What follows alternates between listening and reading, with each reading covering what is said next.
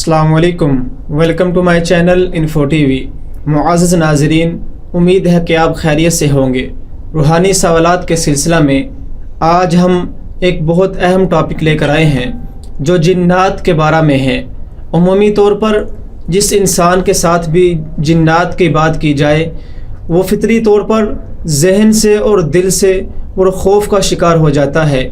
اسی لیے آج ہم یہ سوال کریں گے حافظ صاحب سے کہ وہ کون سے طریقے ہیں جن سے انسان جنات سے بچ سکتا ہے۔ السلام علیکم۔ وعلیکم السلام ورحمۃ اللہ۔ اسامہ بھائی، جنات سے بچنے کے لیے بہت سارے طریقہ کار ہیں جو ہمارے معاشرے میں لوگ کرتے ہیں، اور جن کا نام سن کے یا اس کی کوئی بات سن کے، کوئی واقعہ سن کے، تو عام طور پہ لوگوں کے ذہن میں ایک چیز آ جاتی ہے، خوف سوار ہو جاتا ہے کہ پتہ نہیں کیا ہے یہاں سے۔ اور اب تو خیر بہت سارے لوگ ایسے بھی ہیں جو جنات کو مانتے ہی نہیں ہیں، لیکن جو مانتے ہیں، جو سمجھتے ہیں، تو پھر وہ ایک خوف کی سی کیفیت ان پہ طاری ہو جاتی ہے، خصوصاً تھوڑی عمر کے جو ہوتے ہیں بچے، بچیاں، لڑکے وغیرہ، تھوڑی عمر کے جو ہے تو وہ ایک خوف کا شکار ہو جاتے ہیں۔ اس میں ایک چیز یہ ہے کہ خوف بہت بری چیز ہے۔ اس میں ایک بنیادی بات میں بتا دوں کہ بعض دفعہ لوگ جو ہیں اس سے بچنے کے لیے ایسے کام کرتے ہیں جو شریعت نے نہیں بتایا، مثلاً تعویذ دھاگے لے لینا۔ دیہات کی عورتیں اکثر ایسی ہوتی ہیں جو بچوں کو بچانے کے لیے کوئی کڑا لا کے دے دیا کسی دربار سے، یا کوئی ایسی ہے جس نے کوئی تعویذ باندھ دیا، ٹھیک ہے، یعنی کہ عجیب و غریب قسم کے شرکیہ کام کرتے ہیں۔ کچھ شرکی ہیں، کچھ ایسے ہیں جو غیر شرعی ناجائز کاموں میں آتے ہیں، ٹھیک ہے۔ تو وہ سمجھتے ہیں کہ یہ کر لیا تو اب حفاظت ہو جائے گی۔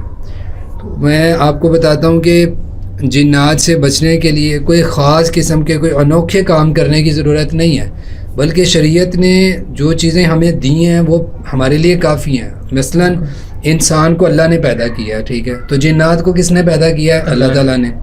جب دونوں مخلوقات جو ہیں وہ اللہ کی پیدا کردہ ہیں تو پھر اللہ تعالیٰ نے انسان کو اشرف بنایا، اشرف المخلوقات ہے۔ تو جب وہ اشرف ہے، افضل ہے، تو پھر یہ کیسے ہو سکتا ہے کہ جنات اس پر حاوی آ جائیں؟ ٹھیک ہے، تو اللہ تعالیٰ نے ان کو پیدا کیا، تو اللہ نے ہی ان سے بچنے کے لیے کچھ چیزیں بھی بتائی ہیں، کچھ اسباب بتائے ہیں کہ جن کے ذریعے ہم بچ سکتے ہیں۔ اس میں ایک چیز یہ آ جاتی ہے کہ اللہ کے رسول صلی اللہ علیہ وسلم نے جو چیز دی ہے، صحیح بخاری اور صحیح مسلم کی حدیث ہے، اور بھی کتابوں کے اندر ہے، مفہوم سب کا ایک ہی، الفاظ تھوڑے مختلف ہیں بعض میں، کہ سب سے پہلی چیز ہے کہ آیت الکرسی کا پڑھنا۔ آیت الکرسی آپ کا بہت بڑا حصار ہے، بہت بڑا ایک جنات سے بچنے کا ذریعہ ہے۔ جو حدیث ہے کہ نبی صلی اللہ علیہ وسلم نے فرمایا، جو شخص ہر نماز کے بعد آیت الکرسی پڑھتا ہے تو شیطان سے وہ بچ جاتا ہے، شیطان اس کے قریب نہیں آتا، ٹھیک ہے۔ اب جب رسول اللہ صلی اللہ علیہ وسلم نے یہ بات کہہ دی کہ حفاظت ہوتی ہے، تو پھر اس کے بعد کوئی چیز نہیں رہ جاتی، کسی چیز کی گنجائش نہیں ہے۔ اب اگر اس کے باوجود اس کو کوئی نقصان پہنچتا ہے تو وہ اس پہ آزمائش ہو سکتی ہے، یا اس کے کسی گناہ کی وجہ سے ہو سکتا ہے، ورنہ شیطان سے بچاؤ کے لیے آیت الکرسی ہے، حفاظت کے لیے وہ ہے، ٹھیک ہے۔ پھر اس کے بعد آپ یہ دیکھ لیں، مثال کے طور پہ دوسری چیز جو آ جاتی ہے اس میں، نبی صلی اللہ علیہ وسلم نے جو بیان کی کہ صبح کے وقت اس تسبیح کا پڑھنا۔ اب شیطان ہے نا، جنات کس سے ہیں؟ شیطان جو ہے وہ ایک شیطنت، ایک صفت ہے، وہ ہر تنگ کرنے والے جن کے اندر پائی جاتی ہے۔ اب اس جن سے حفاظت کے لیے کیا ہے کہ آپ صبح کے وقت فجر کی نماز کے بعد، یعنی دن کے ابتدائی حصے میں آپ پڑھیں لا الہ الا اللہ وحدہ لا شریک لہ لہ الملک ولہ الحمد وہو علی کل شیء قدیر۔ 100 مرتبہ یہ تسبیح پڑھیں تو آپ صلی اللہ علیہ وسلم نے فرمایا کہ ایک تو اس انسان کے 100 گناہ معاف ہوتے ہیں، 100 درجات بلند ہوتے ہیں، بنی اسرائیل میں سے اس کو 4 غلام آزاد کرنے کا ثواب ہوتا ہے، ٹھیک ہے۔ اب یہ 3 فضیلتیں ہیں، اس کے علاوہ جو ایک حدیث میں بیان کی گئی کہ حرزا من الشیطان، وہ سارا دن شیطان سے محفوظ رہتا ہے، ٹھیک ہے۔ اب جس نے یہ پڑھ لیا وہ حفاظت میں آ گیا، فرشتے اس کے قریب آ جاتے ہیں، شیطان اس سے دور بھاگتے ہیں، ٹھیک ہے۔ تو یہ 2 ذریعے۔ ایک تیسرا ذریعہ جنات سے بچنے کے لیے کہ اپنے جسم کی تطہیر رکھیں، پاک رکھیں اپنے جسم کو، کیونکہ اکثر جنات ایسے بھی ہوتے ہیں جو گندگی کی وجہ سے آپ کے پاس آتے ہیں، کوڑے کے ڈھیر پہ جنات کا بسیرا ہوتا ہے، ویران جگہوں کے اندر بسیرا ہوتا ہے۔ پھر اسی طرح باتھ روم میں جاتے ہوئے دعا پڑھنے کا کیوں کہا کہ اللہم انی اعوذ بک من الخبث والخبائث، ٹھیک ہے، کہ اے اللہ میں تجھ سے پناہ مانگتا ہوں شیطان جن اور جنونیوں سے. تو کیا ہے کہ گندگی والی جگہ پہ ہیں تو اپنے جسم کی تطہیر رکھیں, باتھ روم میں جاتے ہوئے دعا پڑھیں, گھر سے نکلتے وقت گھر سے نکلنے کی دعا پڑھیں, گھر میں داخل ہونے کی دعا پڑھیں, تو انشاءاللہ اس سے کچھ نہیں ہوتا. اسی طرح حدیث ہے کہ جب کوئی شخص گھر میں داخل ہوتا ہے بسم اللہ کہتا ہے تو شیطان کیا کہتا ہے اپنے ساتھیوں سے کہ یہاں سے نکل جاؤ, لا مبیت لکم ولا عشاء لکم, تمہارے لیے نہ یہاں پہ ٹھکانہ ہے نہ تمہارے لیے یہاں پہ کھانا ہے. ٹھیک ہے, تو وہ اپنے ساتھیوں کو کہتا نکلو, اس نے بسم اللہ پڑھ لیا. تو شیطان سے بچنے کے لیے یہی چیزیں ہیں جو شریعت نے دعائیں بتائی ہیں, اذکار بتائے ہیں, آیت الکرسی بتائی ہے.